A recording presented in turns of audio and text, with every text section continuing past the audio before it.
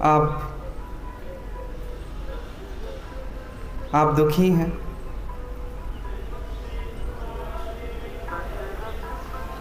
जीवन में कई घटनाएं घटती हैं। चेतना ये घटनाएं मुझ पर घटती हैं ऐसा मानती है, इसलिए आप दुखी हैं। शरीर पर जो घटनाएं घटती हैं, चेतना उससे अपना तादात्म्य जोड़ लेती है। आप दुखी हैं क्योंकि जो भी घटनाएं आपके शरीर पर घट रही है, आपके विचारों में घट रही है, चेतना मानती है वो मैं हूं, इसलिए आप दुखी हैं।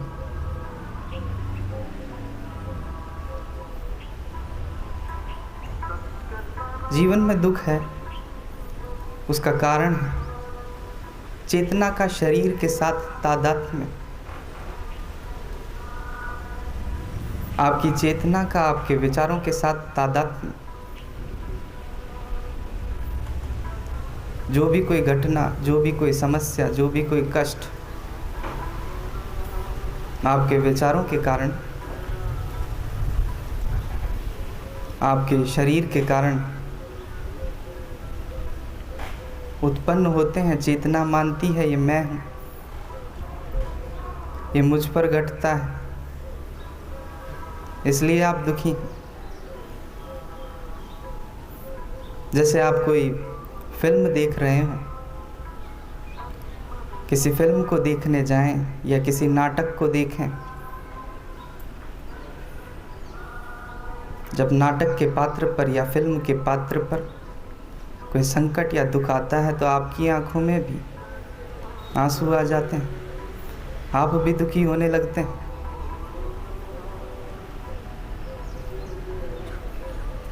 कारण उस पात्र के साथ, उस अभिनेता के साथ आपका तादात्म्य। आप मान बैठते हैं वो मैं हूँ, उसका दुख आपको अपना लगने लगता है, तभी आंसू आते हैं, तभी आप दुखी होते हैं। यदि आप बिना संबंध रखे फिल्म देखते हैं, बिना कोई संबंध रखे आप कोई फिल्म देखते हैं, तो शायद न तो आंसू आएंगे और ना ही वो भावना आएगी जिस कारण आप फिल्म देखने जाते हैं, नाटक देखने जाते हैं, जब तक कि आप उससे जोड़ नहीं लेते।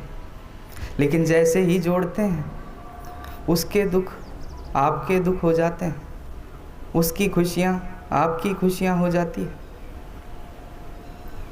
आप तादात्म्य में बैठा लेते हैं पात्र के साथ, आप जोड़ लेते हैं अपने आप को उस पात्र के साथ। आप दुखी हैं क्योंकि चेतना ऐसा मानती है मैं ही शरीर हूँ, मैं ही विचार हूँ, इसीलिए आप दुखी हैं। विचार आपसे अलग हैं, विचार आप करते ही नहीं।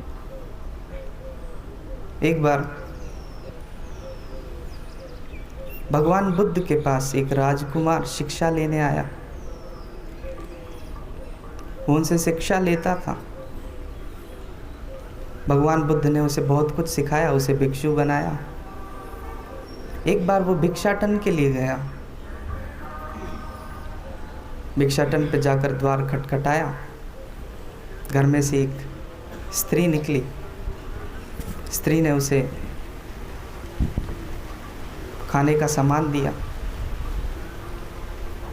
और वो ही सामान दिया जो भिक्षु को पसंद था। उसने मन में सोचा, मैं अभी रास्ते में आ रहा था, द्वार पर खड़ा था और मैंने सोचा था काश मुझे यही मिल जाए खाने को, और वही मिला। खुश हुआ। उसने सोचा यही खाना मैं खाया करता था, आज जिस खाने की मैंने कामना की थी वही खाना मुझे मिल गया। थोड़ी देर बाद उसने सोचा, मैं ऐसा खाना खाने के बाद अक्सर आराम किया करता था। तभी तपाक से उस स्त्री ने कहा, आपने खाना खा लिया है, आप आराम भी कर लें। उसने सोचा, मैंने मन में सोचा और स्त्री ने कह दिया। बड़ा खुश हुआ।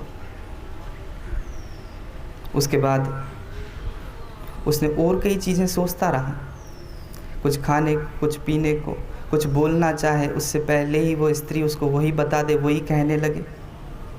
वो घबरा गया, घबरा के बुद्ध के पास आया। बुद्ध को उसने कहा, मैं भिक्षा लेने कहीं भी चला जाऊंगा, बस उस घर नहीं जाऊंगा, सिर्फ उस घर नहीं जाऊंगा भिक्षा लेने को। बुद्ध को समझ में नहीं आया, ऐसा क्यों कहता है।